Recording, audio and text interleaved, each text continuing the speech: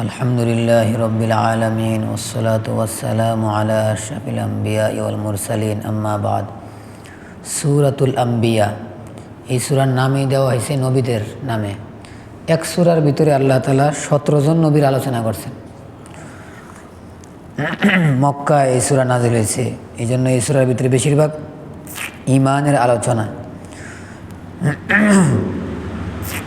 শুরুতেই আল্লাহ তাআলা বলতেছেন, লাহিয়াতান কুলুবুহুম ওয়া আসরুন নাজওয়াল্লাযীনা যালামু হাল হাযা ইল্লা বাশারুম মিসলুকুম আফাতাতুনা আস-সিহরা ওয়া আনতুম তুবসিরুন। আয়াতে আল্লাহ তাআলা জানাইতেছেন নবীকে, নবীজি আসলে মানুষের মতো মানুষ। আমার কোনো ভাই এই শব্দকে ভুল বুঝছেন। নবীজি মানুষের মতো মানুষের অর্থ এটা না যে অন্যদের যেই দাম নবীজির সেই দাম, বিষয়টা এমন না। যারা এই কথাটা নিয়ে রাগ করে এরা কথাটাকে উল্টা বুঝে। নবীজি মানুষ বইলা বুঝাইছে, নবীজি ফেরেশতা না। নবীজি মানুষ বইলা বুঝাইছে, নবীজি জিন না। বাস, আশা করি এত পরিষ্কার বললে না বুঝার কোনো কারণ নাই। আল্লাহ তাআলা বুঝার তৌফিক দান করেন। মানুষ কাকে বলে? অনেক মানুষ বিভিন্ন ধরনের পরিচয় দিছে।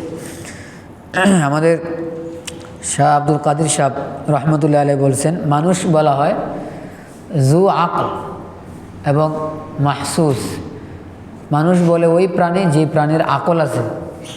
2 নম্বর, যাকে দেখতে চাইলে দেখা যায়, ধরতে চাইলে ধরা যায়, তাকে মানুষ বলবে। ফেরেশতা দেখা যায় না, সুতরাং এরা মানুষ না। জিন্নাতও দেখা যায় না, এরাও মানুষ। প্রাণী যেগুলো আছে এগুলো দেখা যায় কিন্তু আকল নাই, এই কারণে এরাও মানুষ না। তো ইনসান একমাত্র এমন এক জাতি যাদের ভিতরে আল্লাহ তাআলা আকল রাখছেন, আবার দেখাও যায়, ধরা যায়, ছোঁয়া যায়। অতীতে যত নবী আল্লাহ পাঠাইছেন সমস্ত নবী মানুষ ছিলেন, কোনো নবী ফেরেশতা না, কোনো নবী জিন না। তাহলে সব নবীর যে নিয়ম, আমাদের নবী তো একই নিয়ম। তা আমাদের নবীকে কোনো ভাই যদি মানুষ না মানেন তাহলে ইমানটা সহি না। আমি এই বিষয়ে কিছু লিখতেছি, আল্লাহ তাআলা যদি তৌফিক দান করেন ইনশাআল্লাহ আপনাদের সামনে হয়তো আসবো, যদি আল্লাহ তাআলা তৌফিক দেন। আমি অনেকগুলো হাওয়ালা জমা করছি, 1-2 কিতাবের না, এক কথাও আমার হবে না, সব কিতাবের কথা। সবাই লেখছে, যারা বলবে নবীজি মানুষ না এদের ইমান থাকবে না, নাউজুবিল্লাহ। তো ভাই, একজন কাফের বেঈমান, সেও বেঈমান, আর আমি নবীরে মান্যও কি হইলাম? বেঈমান হইলাম। এর চাইতে কষ্ট কি হইতে পারে? পোড়া কপাল। নবীর পাগল কিন্তু ইমান নাই। কেমনে? নবীরে ভাবতেছে মানুষ না। কঠিন বিষয় কিন্তু। আল্লাহ ফাসআলু আহলা যিকরি ইন কুনতুম লা তা'লামুন। পিছনে আয়াত গেছে, কোরআনের আরেক জায়গায় আছে, এই জায়গায় 2 জায়গায় আল্লাহ বলছেন, জানো না, যে জানে তার কাছে জিজ্ঞাসা করো।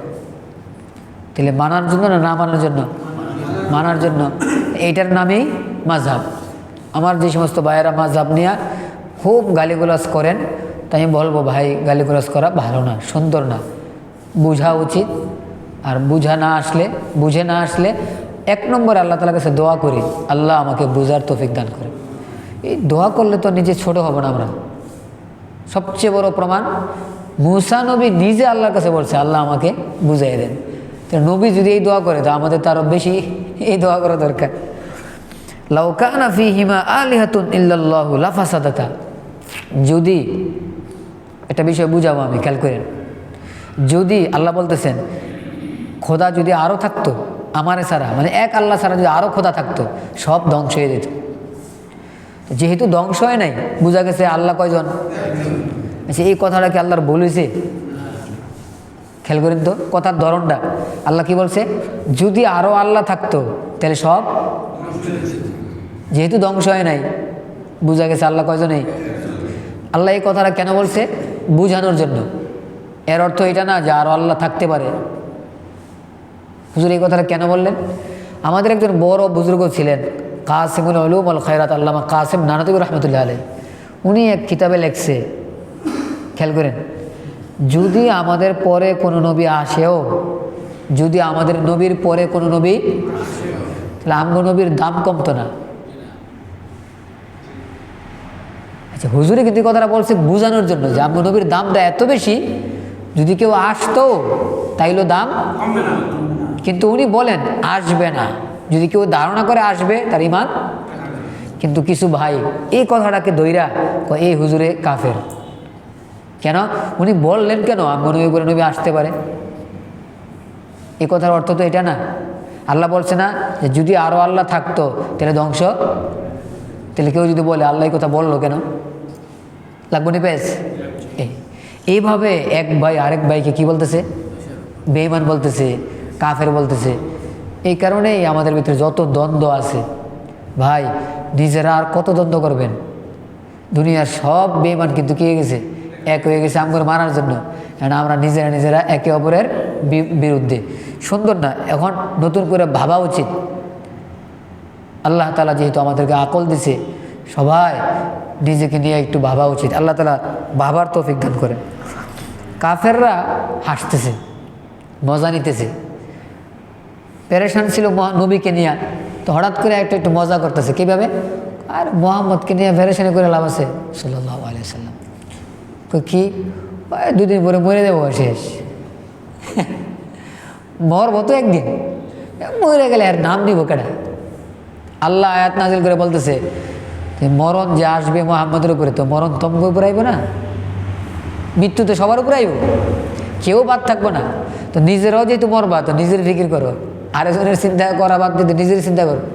আল্লাহ আয়াতে বলতেছে যে কুল্লু নাফসিন যায়িকাতুল মাউত। জানেন এই আয়াতটা বেঈমানরাও পারে। আমি অনেক কাফের জবান দিয়ে ওই আয়াতটা শুনছি।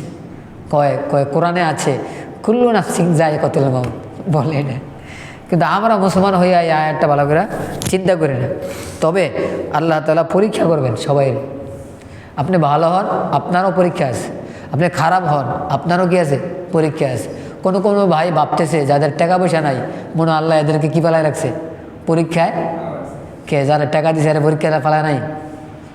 ওরে টাকা দিয়েও পরীক্ষা পালাইছে, আপনি জানেন না? টাকাওয়ালারও পরীক্ষা করবো আল্লাহ, যার টাকা নাই তারও পরীক্ষা করবো, একজনও বাদ নাই পরীক্ষা থেকে। আল্লাহ আল্লাহ আমাদেরকে হেফাজত করেন।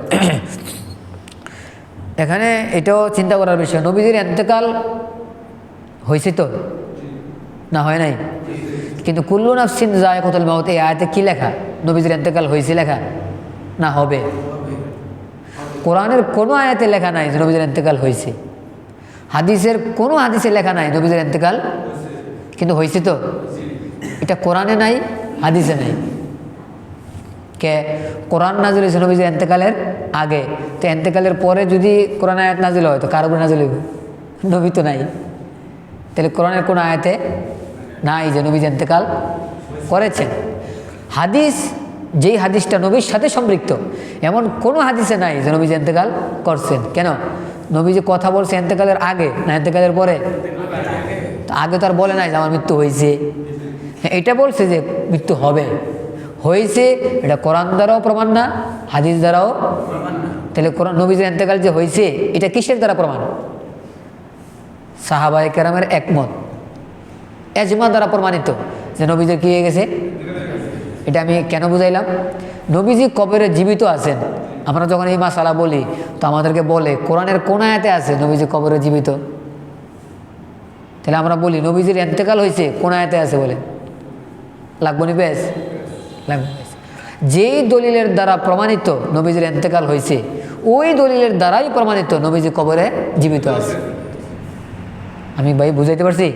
সাহাবায়ে কেরাম নবীজিকে কবরে রাখছেন, এটা যেরকম স্পষ্ট, ঠিক আবু বকর সিদ্দিক ঘোষণা করছে সবার সামনে, নবীজির কপালে চুমা দিয়া এরপরে বলছেন, বুখারী শরীফে আসছে, উনি বলছেন আল্লাহ তাআলা আপনার জিন্দেগিকেও বরকতময় বানাইছেন, আপনার মৃত্যুকেও বরকতময় বানাইছেন।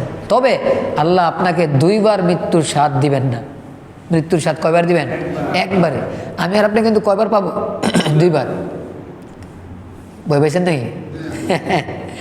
একবার দুনিয়ার থেকে চলে যেতে হইব, আর আরেকবার কবরে যাওয়ার পরে সবার হায়াত আসে। সবার। কেন? প্রশ্ন উত্তর হইব না?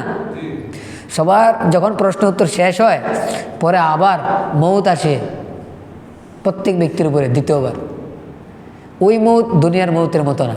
ভাই আমি বুঝাইতে পারছি? আবু বকর সিদ্দিক যে বলছে নবীজিকে যে আপনাকে আল্লাহ 2 বার মৃত্যুর স্বাদ দিবেন না, এটার কি অর্থ?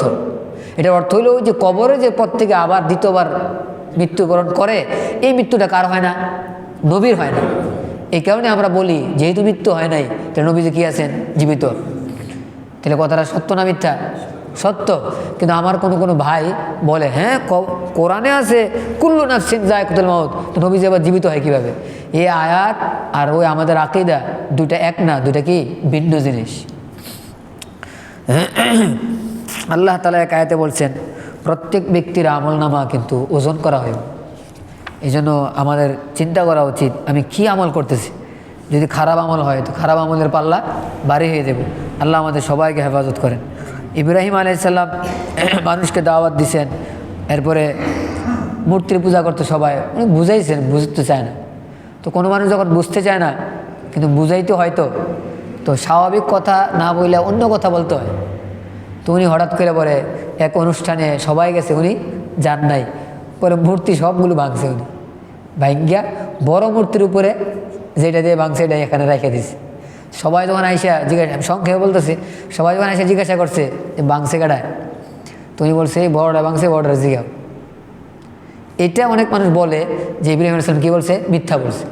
মিথ্যা না,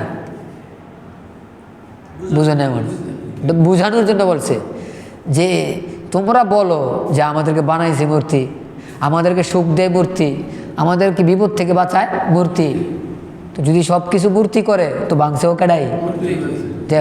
তাহলে এখন ইব্রাহিম আলাইহিস সালামের ইচ্ছা হলো এরা বুঝবে যে মূর্তি তো ভাঙতে পারে না, তাহলে এদের ব্রেনে এটা আসুক যেহেতু মূর্তি পারে না, তাহলে মূর্তি আমাদেরকে বানাইতে পারে না, মূর্তি আমাদেরকে সুখ দিতে পারে না, সুখ দিয়ে কে? বানানেওয়ালা। এইভাবে বোঝানোর জন্য পদ্ধতি এখতিয়ার করছে। সুলাইমান আলাইহিস সালাম আর ইব্রাহিম আলাইহিস সালামের বিষয়ে আল্লাহ তাআলা বলতেছেন যে একবার বিচার আসছে, মামলা আসছে। তো আব্বার নাম কি? দাউদ আলাইহিস সালাম, আর ছেলের নাম কি? সুলাইমান আলাইহিস সালাম। বাবা হইলেন দাউদ, ছেলে হইলেন সুলাইমান। তো প্রথম বিচার আসছে কার কাছে? বাবার কাছে। তো বাবা বলছে কি হয়েছে? একজনের বকরি আর একজনের ক্ষেত খেয়ে ফেলাইছে, ফসল খেয়ে ফেলাইছে। তো বলছে এটার মূল্য কত হইব? তো মূল্য ধরছে বকরির মূল্য আর ওই যেটা নষ্ট হয়েছে এটার মূল্য কি বরাবর। বলছে তাহলে বকরিকে দিয়ে ফেলাও, ফসলওয়ালা ক্ষেতওয়ালার কাছে দিয়ে ফেলাও। এরা করছে কি আবার বিচার নিয়ে গেছে ছেলের কাছে। সুলাইমান আলাইহিস সালাম এটা শুনছে, শুনে বলতেছে বকরি ক্ষেতওয়ালাকে দিয়ে দাও আর ক্ষেতটা বকরিওয়ালার কাছে হাওলা করে দেওয়া। কি হবে? বকরিকে ওই ক্ষেতওয়ালা নিয়ে পালতে থাকবে আর দুধ পান করতে থাকবে, আর ক্ষেতটাকে বকরিওয়ালা নিয়ে ক্ষেতের মধ্যে কাজ করব, আবার ফসল লাগাইব, লাগাইয়া যেই পরিমাণ ছিল ওই পরিমাণে যখন পচবে তখন বকরি সে নিয়ে দেব আর ক্ষেতওয়ালার কাছে ক্ষেতকে ফিরাই দেব। তাহলে বিচার কয়রকম হয়েছে? আল্লাহ বলতেছে সুলাইমানের সিদ্ধান্তটা সুন্দর। সুলাইমানের সিদ্ধান্তটা ঘুমাইতেছেন? আমি কি বুঝাই দেখেন, বেঈমানি থেকে বাঁচিয়ে দেবেন, বুঝাই দিতেছে। কিন্তু নবীর বেলায় যদি একটা বিষয়ে 2 রকম ফয়সালা করতে পারে নবী, আল্লাহ তাআলা ওই সময় বলতে পারতেন না যে দাউদের ফয়সালা ভুল? বলতে পারতেন? কিন্তু বলছেন? বলেন না। মানে দোনোটাই ঠিক, বাকি সুলাইমানেরটা সুন্দর বেশি বলছে আল্লাহ। বোঝা গেল এক বিষয়ে যদি নবীজির 2 মত হইতে পারে, 2 নবীর 2 মত হইতে পারে, তো একই বিষয়ে 2 আলেমের 2 মত হইতে পারে। খেয়াল করেন। কিন্তু আজ এগুলো নিয়ে কী করতেছে? হাসাহাসি করতেছে আর আলেমদেরকে গাইলাইতেছে, বেঈমান বলতেছে। ইমাম আবু হানিফা রাহমাতুল্লাহ বলছেন রক্ত বের হইলে কি হয়ে দেবো? অজু ভেঙে দেবে। ইমাম শাফি রহমতুল্লাহ বলছেন রক্ত বাইর হইলে অজু ভাঙবো না। এটা নিয়ে হাসতেছে। কে হাসোকে? এগুলো দুষ্টামি। আলেমরা দুষ্টামি করছে, ওনারা দুষ্টামি করছে মাসলা বলে। বর্তমান জমানা যারা আলেমদেরকে নিয়ে বলতেছে যে আলেম দুষ্টামি করে, এরা যদি দাউদ আলাইহিস সালাম আর সুলাইমান আলাইহিস সালাম জমানায় থাকতো, এরা বলতো যে সুলাইমান আর দাউদ আমগুলোকে দুষ্টামি করতেছে। নাউজুবিল্লাহ। বুঝছেন নি ভাই? এই জন্য ভাববেন না যে যে ছোটোখাটো দুষ্টামি করতেছে, এমন না, অনেক বড়, অনেক বড়। আল্লাহ আমাদেরকে হেফাজত করে। আইয়ুব আলাইহিস সালাম অসুস্থ হয়েছিলেন, আমরা সবাই শুনছি। বাকি সমাজে যে প্রচলন আছে যে ওনার শরীর থেকে কী জানি কুষ্ঠরোগ হইয়া পচে গেছে, সব গন্ধে সবাই, এগুলো মিথ্যা কথা। রোগ হয়েছে, রোগের কারণে আস্তে আস্তে হালত ভিন্ন রকম হওয়ার কারণে স্ত্রী কখনো ওনার কাছ থেকে দূরে যায় নাই, স্ত্রী সবসময় ওনার খেদমত করছে। একটা সময় আসছে ওনার হালত আবার ঘুরে গেছে। আমি এই কথাটা কেন বললাম, বলছি এই কারণে, এখান থেকে একটা শিক্ষা আমরা নিয়ে নিই ঘটনা থেকে। উনি এত রোগাক্রান্ত হয়েছেন, কষ্ট পাইছেন, কিন্তু আল্লাহর কাছে উনি কোনোদিন অভিযোগ করেন নাই, সবর করছেন। তাহলে আমার আপনার কী করা উচিত? সবর করা উচিত।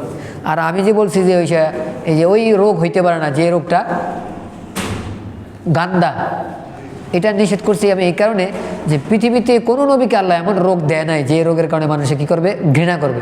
কারণ যদি ঘৃণা করে বলায় তো এই ব্যক্তির দাওয়াত কেউ নিব না। ইউনুস আলাইহিস সালাম মানুষকে দাওয়াত দিয়েছেন, বলছে যদি না মানো তা আযাব আসবো, 3 দিনের ভিতরে আযাব আসবো। উনি এই কথা বইলা এলাকার থেকে বাইরে হয়ে গেছে। এই বাইরে হয়ে যাওয়াটা ওনার নিজের ব্যক্তিগত গবেষণা ছিল, এটাকে বলে ইজতিহাদ। বাকি আল্লাহ তাআলা ওনার এই সিদ্ধান্তটা কী করেন নাই? পছন্দ করেন নাই। শেষ পর্যন্ত উনি মাছের পেটে চলে গেছে। আপনারা শুনছেন কাহিনী।